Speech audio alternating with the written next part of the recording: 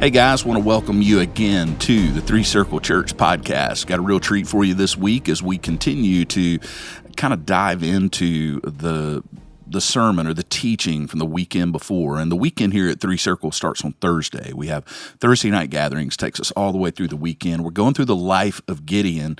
And we like to say that Gideon's not the star of the story, God is. And we're just taking Gideon's life and using it like binoculars to look at God and look at who he is, because God never changes.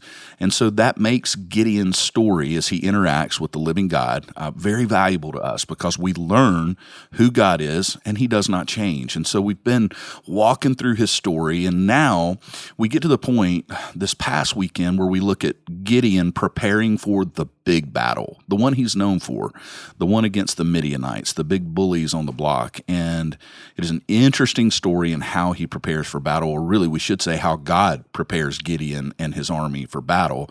And on the podcast this week, we have our very own Kristi Sullins. Kristi is an incredible Bible teacher. She is part of our family ministry, but also one of your big things at Three Circle is you are the global women's ministry director here, and you bring just so much theology, so much depth and wisdom and your communication ability to the table. So we're just very happy, Kristi, to have you on the podcast. Excited to be here in this hallowed space of Retalking. Sunday was amazing, by the way. Oh, awesome. Not only an incredible Mother's Day, but the story of Gideon just needs to be told. Right. Over and over again, I think. This is a good one. It's a good one, and I think I've heard you say it, like you could just keep going. Yeah. You could start somewhere and then just mine a little deeper because it's familiar. Yes. Like all of us live in a land that's not like we thought it would be. And trying to be faithful in fear and kind of just in our own messes too. Yes. Yeah, and I find Gideon, Kristi, I don't know if you do, but I find him to be one of the more relatable guys. Yes. You know, because around here, we've done Joseph, we've done Elijah, and those guys, as great as they are, they're hard to relate to because they are very heroic in ways, right? Yeah, they were those men that I don't think their bad days got recorded as much. Like some of the men, some of us got like all our good days and bad days, but man, I feel like their story got filtered somehow. Elijah's like a highlight reel. Yeah. You know, I mean, there's that one day where he felt bad, but even then he comes out looking good. And you remember he's on Mount Carmel and he's called, you know, I think Elijah would have been a great pro wrestler because he would have been so good on the mic. But here comes Gideon. And I think we all go, oh, well, he's a lot like us because he's scared and he needs all of this affirmation, confirmation from God, right? And his prayer life is iffy at best, huh? Yeah, What did you think about the fleece thing? Your Bible, you're a theologian, Kristi. Did you go, oh, wow, he's getting out there on this? You know what I've loved about this story is thinking through it with adult eyes, because we teach Gideon is a good kid story. It is. And what was fresh to me this time is realizing like his prayer was not the way it should have been. Yeah. Like he was a man that when God gave the command, he went, I'm going to need something to hold before I do it. And God gave him something tangible and he was like, And you and I both know, like as we walk with the Lord, that doesn't settle very long. Right. Where he goes, yeah, I'm going to actually need you to walk in faith. Right. Like you're going to have to flesh. But, and you said this from stage, I grew up hearing, oh, we lay a fleece out before the Lord. And you know what? That's for our comfort. Like we square up and go, I'm going to need you to prove that this is going to be good before I trust you. Yeah. And that's just not that. God was faithful to Gideon because he knew Gideon in that moment. Right. But he doesn't ever do that again for Gideon. He does not. He pushes him right on out there onto that battlefield. Do you find, Kristi, that since Gideon is coming out of false god worship, he's grown up in a home, do you think that God is willing to meet him where he is in some of these almost, in my opinion, just kind of weird ways that Gideon is trying to approach God? Do you think God's patience with him was a result of, as you just said, sovereignly knowing what Gideon is coming out of? You know, he doesn't have a Bible. He doesn't have a devotional. He's really figuring this thing out. What are your thoughts on that? I think so, because we see the pattern. So think of the children of Israel. They get into the desert. The first time they complain, God doesn't smite them. He comes at them with exactly like, here, I will meet your need for water. Okay, you're going to complain again. I'm going to meet your need for food. But you don't get very many chapters in where you've seen God's faithfulness. He's like, okay, now you're going to get sick off that quail, because you should be learning by now. That's good. That if I was faithful the first time and I was faithful the second time, then it should be changing how you approach me. Wow. When God proves his faithfulness day in and day out, then that should change the way we approach him. I love that. I love that. Okay, so this week we looked at the preparation for the big battle, which surprisingly to me is my favorite part of the story. As great as the battle is, we're going to do that this weekend. I just love the preparation for the battle. He comes out with 32,000 men, and before it's over, he's got 300 left. And we all, right, have, I think we read that story and we go, oh man, yes, God has done similar things in our lives. So let me ask you this. So none of us are fighting battles with horses and spears and chariots. How should we take this ancient story and find parallels to our modern lives? How do we apply Gideon's old story and how God wanted his army smaller so that he could get the glory? How does that apply, Kristi, to our lives? For me, I see it first every day with finances. Like, I will give in the might of an army, but will I give in the 300 moment? The second is the way I trust my hand with my family. Like, if everybody's got their act together, we're chugging on along, then my faith with God is in that high 33. But when you're sitting there, you know, I have 3 young adults. Yes. And so the control is very different. Whole new world, right? A whole unnavigated world. And you're sitting there going, how do I trust that you actually have their best? And is my best your best, God? Am I praying the right thing? Am I willing to stand and with them if they look at me and go, yes, this is what God's calling me to do? Yeah. But then it's faith in. You talked on Sunday, and I loved this idea of being what if you were one, and like you had that band of 299 who knew the struggle. Yeah. Like, think of those moments, even in church life, where we've gotten on the other side of something, and we look at each other that have been there and gone, yeah, we were there. We were there. Well, and we you and I, him. Our group, you know, we got stuck in, you and I and what would it be, 11 others or 13 of us total. We go to the Holy Land right before COVID. As COVID is breaking out, we were told it was safe to go, and we go, and we get stuck in the Middle East as COVID is just exploding all around us. But to your point, we got through that. We saw God do things we all know, we're like, this shouldn't have happened. It was in the minutes. In the moments, down to the, and we kind of had our 300 moment, right? 13, right. 300. The 13. But we'll talk about that the rest of our lives. Oh, yeah. You know, one thing you and I and your husband Trey and my wife Nan and all of us that went, we'll all be able to look at each other and go, remember when? Do you think those 300 guys had that the rest of their lives? Oh, yeah. And I think the next time, because you and I both know this, Judges is a book of cycles, cycles of disobedience, sin, and restoration. Up and down, right? And none of the periods are so short that one generation would have missed the next. And then yet after this battle, there were 300 men who went home and infected 300 households with the story of raised kids on that story. Yes. Raised, and you know, and I'm not a man, but women sit around and talk, and you talk about what you were doing that day and how it came and how it happened. And so that's the story of faithfulness that those 300 had. And it's the story when we talk about Palestine, or when you talk about things that you've seen God do to the church, like, it's meant to be an infectious story by, what do they call them? Ebenezer stones. Yeah, right. Where it's held up and we go, look at like a memorial. Yes. Yeah. Look at his faithfulness. And if he did it then, he's going to do it again. It's going to be different. Yeah. You know, flesh that out a bit, Kristi. As a theologian, you you understand the attributes of God, and we use this term immutability sometimes.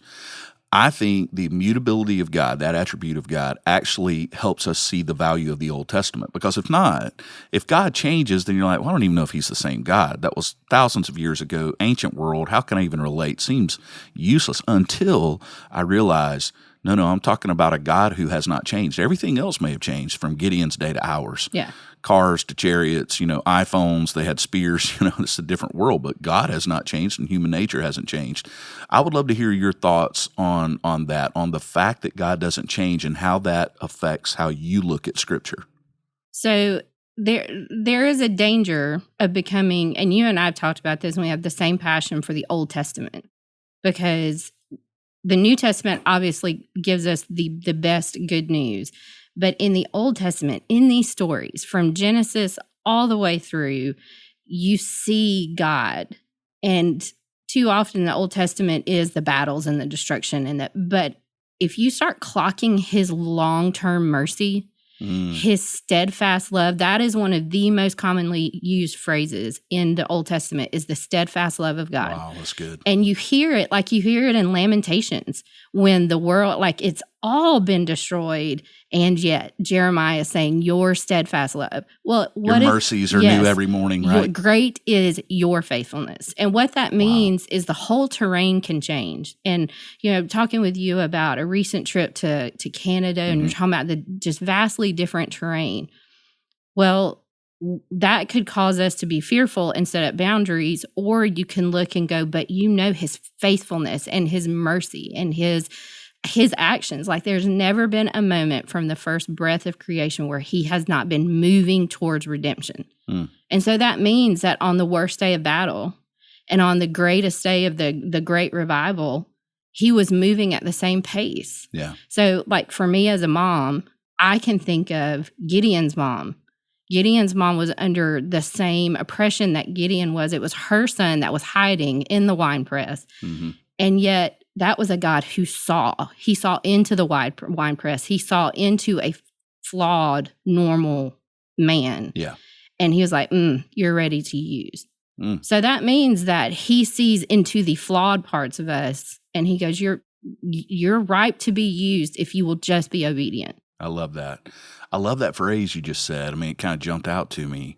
When we clock, what did you say? When we clock the long-term faithfulness of God, and it requires, like, looking into the Old Testament, because as you flip those pages, you're flipping hundreds of years at a time, chapter chunks by of time, chapter. right? You can cover 1,000 years. Yeah, and then you're seeing this thread all the way through it, the unchanging God, his faithfulness, his plan. I love that you said it, that it's like marching towards grace, marching towards redemption. And so you can see very much God doing that same thing in your life. Yeah, and if you think about it, Gideon had 100 days of normal, or however many years of just normal, right, in the hard, but God was still moving him towards the day in the winepress when it was going to be his turn to be in God's plan of redemption for his people. Right. And so we all want to look at the stories and go, the mountaintop. The life in Christ is just the everyday choice to be obedient and be a 300. It's not always the life and death moment. That's right. It's those, think of those 300 men. They probably had a bad month a couple months later, because life's normal. Yeah. But in the moment, who were they? And we just live a life of moments. And so it's just in the moment, am I going to be controlled by what's around me, or am I going to stay focused on what's right there? Yeah, you bring out a good point. Let's talk about those 300 guys. So to catch everyone up, in case they're not familiar with the story, God, first of all, figures out a way to get rid of 22,000 men from Gideon's army. And by the way, they're facing the Midianites. It is a massive army. Yeah. Like it is a massive army with the best weapons that anyone on the planet has at that point. And so Gideon's already outnumbered when he had 32,000. And basically he's got Huckleberry Finn fighting with him, right? They're farmers. And so they're not military guys. So, and then God says, hey, go tell them if anyone's afraid, go home. 22,000 people go home. He now has 10,000. God is still not done. And the way he does this final piece to expose who these men really are. Not really wicked. It's not that they're wicked men. It's just they're not ready for this. Is he says, and I think this is interesting. I'd love to hear your thoughts on it. But God says, take them to the creek. They're all thirsty and just watch them drink. And I think what he was doing, Kristi, was exposing who they really were because, there are things I do every day. Like if you were to watch me grab the toothpaste and brush my teeth, I don't even realize I'm doing it anymore. I've been doing it my whole life. But there's a certain way I put the water on the toothpaste, and there's a little order, right? We all have it. What God was doing was exposing their patterns. He's like, there's a few men that are going to be alert and aware. A lot of them are just thirsty, and they're just going to drink. And they're going to tell you which ones are elite and which ones are not. So I would love to hear your thoughts as you look at how those 300 got there. And we're all like, oh, I'd love to be a part of the 300. If I'm being honest, I'm scared I would have been a part of the 9,700 that went home because I don't know. I don't know if my patterns and my habits are elite enough. So what are your thoughts on how that all went down? So when I was listening on Sunday, one of the things that really was a conviction for me was, and it was a little tweak on that, is what is my pattern under stress? Because these men were all in the unknown. Yeah. They were all under the command of Gideon, which we say Gideon, and they're like, Gideon. They're like a farmer boy down the road. Right. Yeah. And they knew who they were walking up against. Mm-hmm. Like we have a word, they have faces and stories and legends. Yes. And so for me, it was like who I am in a pattern, particularly when people are watching, that's one thing. But who I am under stress is the most dangerous person. Good insight. Because that's when I tend to, me and Paul do not line up because I can be anxious about anything. and I'm worried and I go into a fix-it mode. Okay. And so for me, it would have been, I'd probably would have landed with 9,000 of my closest friends as I tried to do what seemed like the best immediate fix, because they had an immediate need, and they set their focus off long-term goal and did what they could control. Yeah, and those 300 never took their eyes off what the long-term focus was. Yeah. Like they knew the enemy has to be around, and I'm going to set myself to be prepared. It's Ephesians 6. Mm-hmm. Like, who is your enemy and what do you have to do not to live in fear, but to be prepared? Right. For if they do cross that mountain, if they do come around that bend. And I know for me in trial, my first thought is not, can I identify my enemy and am I focused on a really effective battle? It's usually, what can I control and how can I just take hold of this on my own? Yes. So as a woman and leading thousands of women here through the word and all that you bring to the table, making sure that the women of Three Circle, the young ladies, the older ladies, all the way down to the teenagers here at Three Circle as they grow into womanhood. I just love the direction you've set in so many ways, and it's the core of Scripture. How do you apply the 9,700, 300, even though it's a male-centric story as far as just the story itself, bunch of dudes out there, but I think the lesson's meant for all of us, Kristi. So how have you as a woman, and how are you leading our ladies to apply these principles to their lives? So, and again, this is the way, my big thing is Scripture always goes back to the character and attributes of God. And, recently, as we were going through the book of Genesis, we kept honing in on the fact that some of these stories are hard. And if you cannot anchor to the character of God, then just like life, the stories will make it hard to believe. And so when I look at Gideon and I look at those men, those 300, even if they couldn't verbalize it, they anchored into a deep belief that God would do what he would say he would do. Whether the 300 had the bravado in the moment, the we got this kind of thing.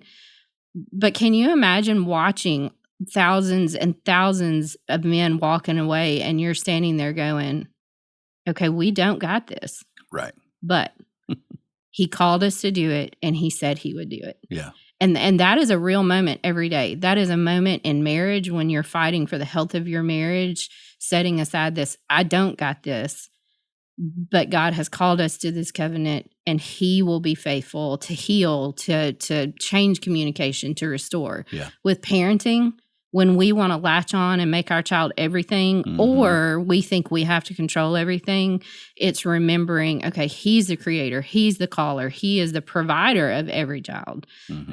But for me, it is the vast difference between the belief in who God has said he would be and what he would say he would do. And that's really the line when you see these mega high moments like Elijah or Red Sea or the Exodus. There comes a moment like those men where we either believe that God will say he will do, even when the numbers don't add up, or we realize we're going to have to figure this out on our own. And like the 9,000, we just finally just give up. We just don't have it. But sometimes we can tap into that edge that the 300 had. It's funny, you most of life is lived in the mundane, right? Yeah. We have these high moments, but you pointed out earlier, these 300 guys, you follow their lives, you're going to see they were human too, and that was their moment. They had a big moment out for Mother's Day. We took, and you're friends with my wife Nan. We because we knew lunch would be crazy, we waited till dinner, and we took her to one of our favorite places, which is Sunset Point down on the bay. Right, it's a beautiful place. And we just had this moment as a family where it was just fun. Like those moments where everything's clicking, everybody's just laughing and having fun. And it was like 2 hours. And my wife and I both said, we're like, if we could, we just wanted to hold on to it forever. Yeah. We're taking pictures and it was just one of our great moments. But you know what? Then Monday morning came. And honestly, now, we're midway through the week and it's just life. Yeah. It's like I had this great seafood meal that night, but the next morning I have this thing I make called the mud bowl. And it's basically whey protein and oatmeal and it just doesn't taste great at all, but it's good for me. And it's like, that's life. Monday morning was the mud bowl. Monday morning got right back to the mud bowl and trying to wait. And those same kids that we were all having a blast the night before out at the bay were grumpy the next morning for me to wake them up. And it's like, that's real life, isn't it? Yeah. That is the day after the battle, the day after the moment. That's that real life. But again, it's still those moments of preparation. It's just harder. It's just harder because you can do a normal Monday. Yeah.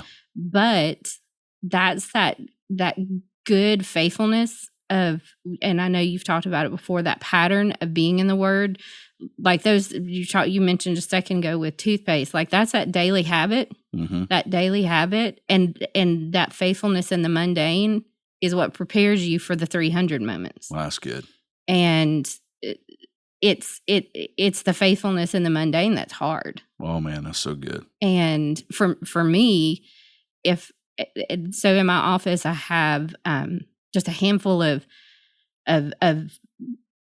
keepsakes from moments that have been, now they're high points. At the time, they were high stress points.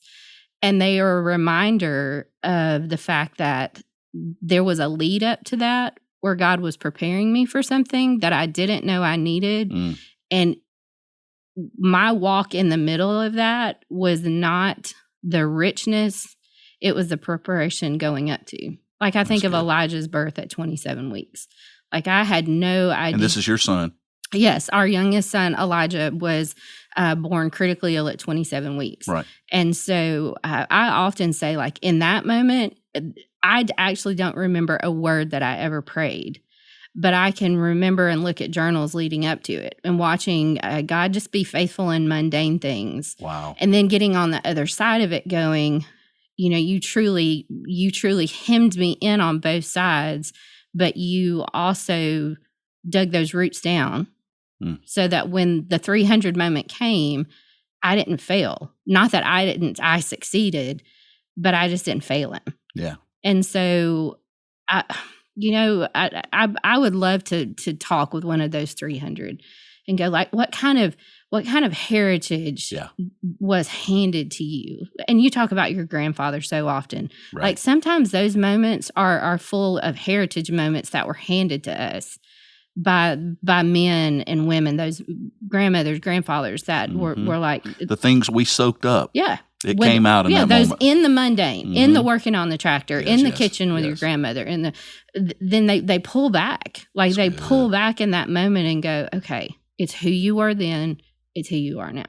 I love that, Kristi. I think that's a great last thing to put into everyone's kind of tank, because we got people right now, they're in their cars going to work, or they're in the gym, and they're in the mundane. They're in the mundane. Like I said, it's the mud bowl. It's the oatmeal in the way. It's not the great meal. Yeah.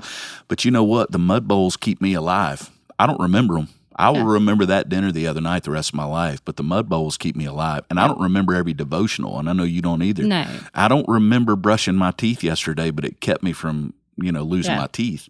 And so our point today, guys, if you're listening to this, is that 300 moment was their big moment, but there's something that was happening in their lives every day that made that possible. And it's true for us. Every one of us, you don't know when it's coming, but your 300 moment's coming. You're going to have that moment where you're going to have to do battle. You're going to have to step into a situation. They only come a few times in our lives, but when they come, it's the mundane consistency that Kristi's talking about that makes your 300 moment possible. And what we hope today, Kristi and I, is that wherever you are and whatever you're doing while you're listening to this, that this has encouraged you and that you'll see the faithful God in Gideon's story. And I think that's what we're pointing to. Kristi, what's one final word of encouragement to our listeners today? Remember that those 300 were just real people. Real people. Real people with moments of obedience and faithfulness that God honored, but just real people. Yeah, I love it. Kristi, thank you for joining us today and all that you bring to the table at Three Circle and this podcast. And hey, we'll be here next week again. If you're near a Three Circle campus, come to one this weekend. If you're in another place, in another spot, we love the local church. Find a local church that teaches the Bible and loves Jesus, and go there and be a part of it. And then, hey, check us out again next week as we will talk about the next segment of Gideon. Thanks for joining us today on the Three Circle Podcast.